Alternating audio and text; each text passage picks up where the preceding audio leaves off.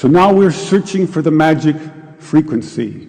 And we start with 100 hertz, and we look through the microscope to see if anything's happening. We watch for 5 minutes. Nothing happens. We try hundreds and hundreds of frequencies, if not thousands, until we find the magic combination. Because we believed there just had to be a better way.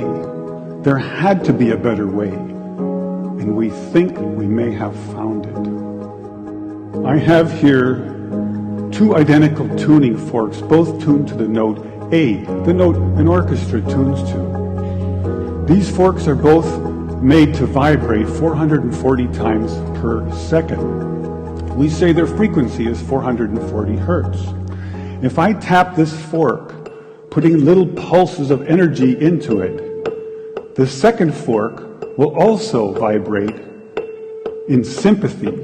And if I silence this fork, we just may hear the other singing its tone. We say that I'm inducing a sympathetic resonant vibration in the second fork. It only works because both forks are tuned to the exact same frequency. Now, many of us have seen this very charming young man on the internet who shatters crystal glasses with his powerful voice. But if you watch him carefully, you'll see that first he taps the glass with his finger and listens. The glass sings its natural resonant pitch. Then he takes a deep breath and sings a loud, long note. He induces a resonant vibration in the crystal glass. The vibration grows larger and larger and larger until the glass is shattered. On the other end of the scale, we have a giant bridge made out of concrete and steel, a suspension bridge, the Tacoma Narrows Bridge. Cars and trucks and buses are going over it every day. And unfortunately, where they built this bridge, there was a steady wind blowing across it. And one day this wind induces a small vibration in the bridge, hardly noticeable. But the frequency of the vibration matches the resonant frequency of some part of the bridge. And the vibration gets larger and larger and larger until the bridge collapses into the river below. A destructive resonant frequency. So on one end of the scale, we have a giant concrete and steel bridge destroyed by resonance. And on the other, we have a small crystal glass shattered. So maybe we could shatter something even smaller, something really small, something you would need a microscope to see. Maybe we could shatter a living microorganism. So maybe we could change a biological living liquid crystal with a special electronic signal. But in order to do that, we would need some kind of device.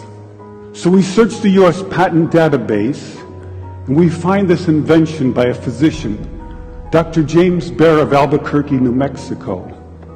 It's called a resonant frequency therapy device, and its purpose is to induce a resonant vibration in a living organism or cell. If I put in, say, 100 hertz, out will come 100 pulses per second. If I put in 200 hertz, we'll get 200 pulses. So now we're searching for the magic frequency. And we start with 100 hertz, and we look through the microscope to see if anything's happening. We watch for 5 minutes. Nothing happens. So we try 101 hertz. We look through the scope for 5 minutes, and nothing happens. So we try 102, 103, and so on. Over the course of 15 months, we try hundreds and hundreds of frequencies, if not thousands, until we find the magic combination. The answer is you have to have 2 input frequencies, one low, one high, and the higher frequency must be 11 times the lower. It's what we musicians would call the 11th harmonic.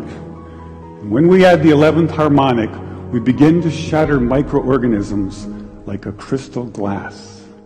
These are the first videos taken. We showed these videos to our friends in the biology department. They said they hadn't seen anything quite like it.